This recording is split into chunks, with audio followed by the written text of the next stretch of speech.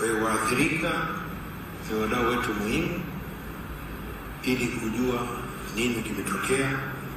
Watuhumiwa walioshiriki pia tujue, na kwa sababu sisi hatuna mamlaka ya kijinai, hatushtaki mtu sisi.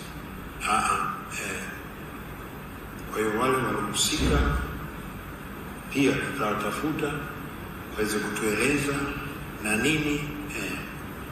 Vyama vya siasa, asasi za kiraia, wasimamizi wa uchaguzi, tume huru ya uchaguzi, viongozi wa dini, viongozi wa bodaboda, viongozi wa machinga, wafanyabiashara na wajasiriamali, washiriki wa maendeleo, watu mashuhuri, mamlaka za serikali za mitaa, za vijiji, za kata, hasa kwenye maeneo yaliyoathirika zaidi, vyombo vya ulinzi na usalama, lakini pia sekta binafsi, walinzi wa sekta binafsi, waandishi wa habari, watafiti, wataalamu wa sekta na fani mbalimbali.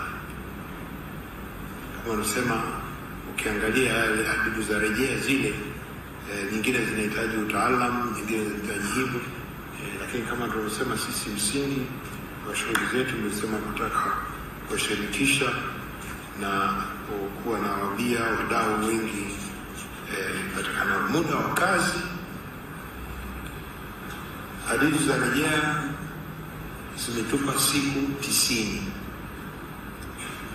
Kama tunasema siku 90 zimeanza kukimbia tangu tarehe 20 Novemba. Kwa hiyo kama ni saa, kila muda, kila nukta ni muhimu kwetu.